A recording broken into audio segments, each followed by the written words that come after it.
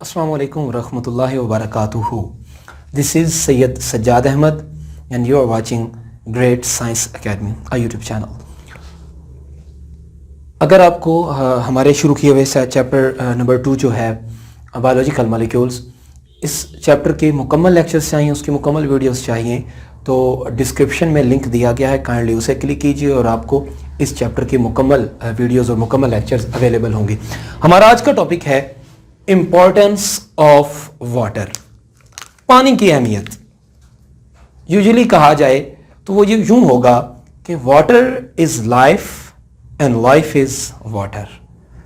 जिंदगी पानी, जिंदगी है और जिंदगी पानी है। लेकिन इस अदबी गुफ्तगू से अगर हम हटें, हम दूसरी जानिब आएं अपने टॉपिक की जानिब, तो पानी की अहमियत क्या है हमारे लिए? बेटा, पानी की अहमियत ये है कि ज़ाहिरी तौर पर पीने के अलावा तमाम सेल्स पानी के बने होते हैं। अगर आप लाइफ की बात करते हो तो हम ये कहते हैं कि तकरीबन 65% से लेकर 89% तक, 65% से लेकर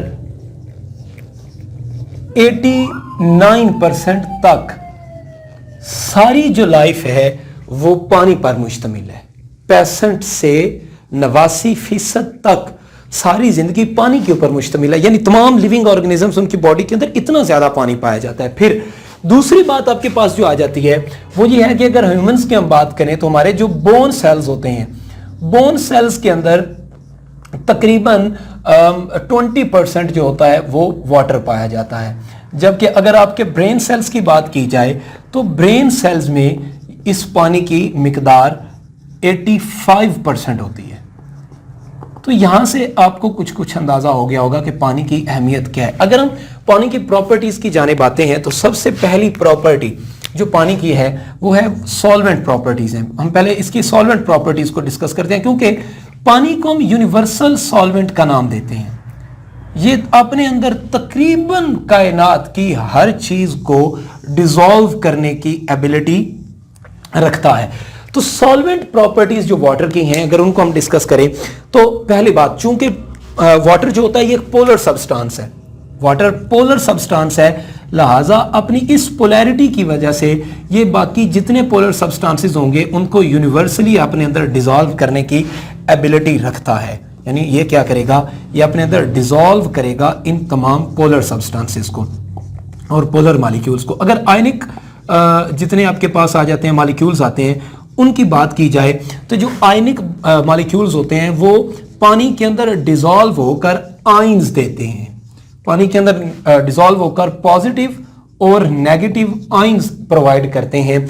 और यही जब हम सॉल्यूशन की बात करते हैं तो अपनी सॉल्यूशन की हालत के अंदर ये क्या करते हैं, ये जो आयंस होते हैं ये ज्यादा रिएक्टिव होते हैं। यानी जब आयनिक सब्सटेंसेस वाटर के अंदर डिसॉल्व किए जाते हैं तो ये ज्यादा रिएक्टिव साबित होते हैं। और यही वजह है कि सेल के अंदर होने वाले तमाम metabolic reactions they occur in the presence of water. इस पानी के अंदर ही वो जो साइटोप्लाज्म के अंदर पानी मौजूद होता है उसी के अंदर ये तमाम रिएक्शंस हो रहे होते हैं। फिर दूसरी बात अगर हम करें, ये तो थे पोलर सब्सटेंसेस, ये डिसॉल्व करता है पोलर सब्सटेंसेस को अपने अंदर। अगर नॉन, ये आपके पास एक्सेप्शन आ जाएगी कि अगर नॉन पोलर सब्सटेंसेस की बात की जाए तो जो नॉन पोलर सब्सटेंसेस हैं वो उनका कोई खास इतना बल्कि खास तो क्या, नॉन पोलर सब्सटेंसेस इसके अंदर डिसॉल्व नहीं होते। जो नॉन पोलर सब्सटेंसेस हैं वो इसके अंदर डिसॉल्व नहीं होते। अब यहाँ पर डिसॉल्व ना होने की वजह से ये जो नॉन पोलर सब्सटेंसेस हैं ये फालतू साबित नहीं हो जाते, बल्कि ये non polar substances they are used to make the membranes present in the cell. Either these are mitochondrial membranes और these are Golgi apparatical membranes, और बाकी जितने भी आपके पास आ जाते हैं वो मेम्ब्रेन्स यहाँ पर इस्तेमाल होती हैं इसके अंदर। तो एक बात तो ये यहाँ तक जो है वो मुकम्मल हुई।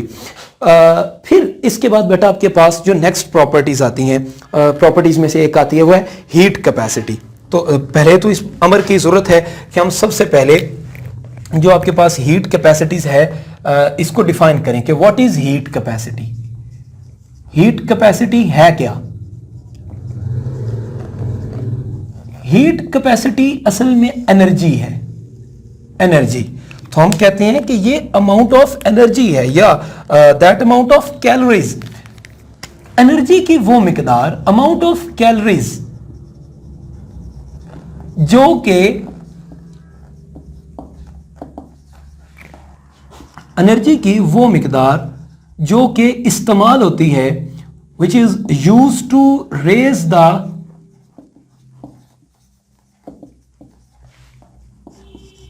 Temperature up to 1 degree Celsius of 1 gram water.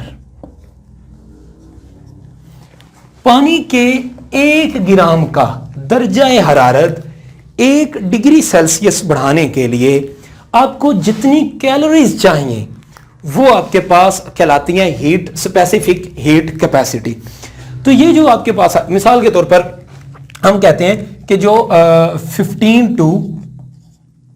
15 degree Celsius to 16 degree Celsius, यहां तक अगर आप वाटर का टेम्परेचर राइज करना चाहते हैं तो इतना टेम्परेचर बढ़ाने के लिए आपको जो अमाउंट ऑफ हीट चाहिए वो है 1 कैलोरी। इसका मतलब है कि ये जो 1 कैलोरी है ये इसकी स्पेसिफिक हीट कैपेसिटी है पानी की। तो ये आपके पास स्पेसिफिक हीट कैपेसिटी एक इंतहाई अहम चीज आ जाती है। यही वजह है कि जो ज्यादा एनर्जी चाहिए होती है आपको बॉन्ड्स तोड़ने के लिए, और इसी स्पेसिफिक हीट कैपेसिटी की वजह से ही आपके पास मेन चीज ये आ जाती है कि ज्यादातर चीजों का जो टेम्परेचर होता है वो इतने ज्यादा मेटाबॉलिक रिएक्शंस होने के बावजूद एक खास हद से ऊपर नहीं जाता। यहां पर अगर हम बात करते हैं तो ये आ रही है, water does work as temperature stabilizer for organism in the environment and hence protects living materials against sudden thermal changes. वो जो अचानक से थर्मल, आपको पता है ना, जैसे इंसान है तो इसका जो आता है आपके पास टेम्परेचर आता है, internal body temperature that should be maintained up to 37 degree Celsius, 37 degree centigrade तक इसे हम मेंटेन करते हैं। और सडन एनवायरमेंटल चेंजेस, जो थर्मल चेंजेस आते हैं, हम उनके बावजूद अपनी बॉडी को मेंटेन करने में कामयाब होते हैं क्योंकि हमारी जिस्म में मौजूद जो वाटर है उसकी स्पेसिफिक हीट कैपेसिटी होती है। फिर बेटा नेक्स्ट वन जो आपके पास आती है वो है हीट ऑफ वेपराइजेशन। वेपराइजेशन की हीट आपके पास क्या है? आपको पता है कि वेपराइजेशन से मुराद ये होता है कि पानी जो वेपराइज हो रहा है, हीट ऑफ वेपराइजेशन।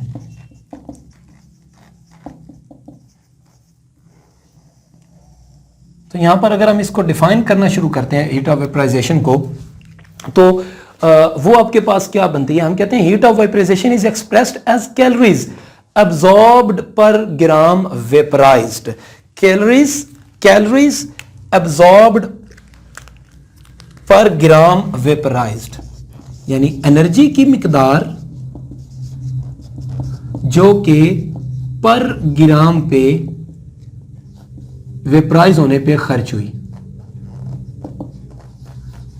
1 ग्राम को वेपराइज करने के लिए जितनी एनर्जी की मिकदार को खर्च करना पड़ा वो आपके पास हीट ऑफ वेपराइजेशन आ जाती है। यहां पर अगर हम इसकी मिसाल लेते हैं तो हमारे पास जो वाटर की हीट ऑफ वेपराइजेशन आती है वो है 574 किलो कैलोरीज पर मोल।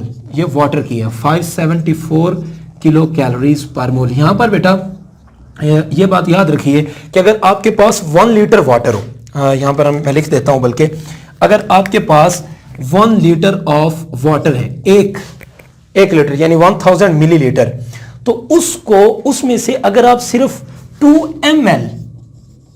ml वेपराइज करते हो, 1 मिलीलीटर वाटर में से आप 2 ml वाटर वेपराइज करते हो, तो पिछले 998 मिलीलीटर ऑफ वाटर जो होगा उसका टेम्परेचर 1 डिग्री सेल्सियस गिर जाएगा। दोबारा से सुन लीजिए, 1000 ml पानी का लें, उसमें से 2 ml जब आप वेपराइज करेंगे तो इस वेपराइजेशन के नतीजे में बकाया 998 मिलीलीटर जो पानी के होंगे उनका टेम्परेचर 1 डिग्री सेंटीग्रेड कम हो जाएगा। तो ये आपके पास एक इंपॉर्टेंट बात आ जाती है। फिर आगे पास आपके पास आते हैं आयोनाइजेशन ऑफ वाटर। एक और जो वाटर की जो है वो प्रॉपर्टी आ जाती है वो है इसकी आयोनाइजेशन। आपको पता है कि जितने भी साल्ट्स होते हैं वो पानी के अंदर डिसोसिएट होकर देते हैं, आपको आयंस देते हैं, पॉजिटिव और नेगेटिव आयंस देते हैं। पानी खुद आयोनाइज होता है। तो यहां पर जैसे आपके पास H2O है, जब ये रिवर्सिबल रिएक्शन होता है, H2O आपको H पॉजिटिव और OH नेगेटिव देता है। H पॉजिटिव हाइड्रोजन आइंस और OH नेगेटिव के ये आइंस आपको इसके ऊपर मिलते हैं। तो 25 डिग्री सेंटीग्रेड की कंसंट्रेशन के ऊपर जो आपको हाइड्रोजन आइंस और हाइड्रो ऑक्साइड आइंस की कंसंट्रेशन मिलती है वो तकरीबन 10 raise to power -7 moles per litre है। 10 raise to power -7 moles per litre. तो ये आपको इसकी आयनाइजेशन की एक यूनिक प्रॉपर्टी आपके पास मौजूद है। और लास्ट वन जो आपके पास प्रॉपर्टीज आती हैं वो है प्रोटेक्शन। प्रोटेक्शन कैसे? वाटर प्रोटेक्ट करता है, पानी प्रोटेक्ट करता है आपके बॉडी ऑर्गन्स को। अगर इसकी आप एग्जांपल ले लेना तो आपके पास पहली एग्जांपल तो आपके पास आएगी आईलिड। अब जो आईलिड है आंख का ऊपर वाला हिस्सा, अब ये जो है आईलिड्स होते हैं। अब देखिए अगर आईलिड मुसलसल आपकी स्क्लेरा के साथ और आपके कॉर्निया के साथ रगड़ खाते रहे, फ्रिक्शन उसकी होती रहे, तो उसका मतलब है सून कोई ना कोई एक हिस्सा इंजर्ड लाजमी तौर पर हो जाएगा। अब क्या होता है, आपकी आंखों में मौजूद है आंसू, टीयर्स मौजूद हैं। टीयर ग्लैंड्स प्रोड्यूस करते हैं सिक्रीशन जो कि मेजरली कंसिस्ट करता है वाटर के ऊपर। तो ये जो पानी पैदा होता है ये इस फ्रिक्शन को कम कर देता है। आपके जितने अहम ऑर्गन्स आ जाते हैं, आपको याद होगा आपने हार्ट के स्ट्रक्चर के अंदर ये बात पीछे मैट्रिक में पढ़ी थी कि हार्ट जो होता है वो एक सैक जिसे पेरिकार्डियम कहते हैं उसके अंदर बंद होता है, और पेरिकार्डियम और हार्ट की दीवारों के दरमियान में एक थोड़ा सा फ्लूइड पाया जाता है जिसे पेरिकार्डियल फ्लूइड कहते हैं। उसका मकसद भी वहां पर वही है। इस तरह आपके तमाम बॉडी ऑर्गन्स में कहीं ना कहीं पानी की कुछ ना कुछ मिकदार पाई जाती है, और उसका मकसद यही होता है कि आपके जिस्म में मौजूद जो ऑर्गन्स हैं उनकी जो हरकत है, उनकी जो मूवमेंट है, उस मूवमेंट में होने वाली जो फ्रिक्शन है उससे बचकर इंजरी से बचाया जा सके।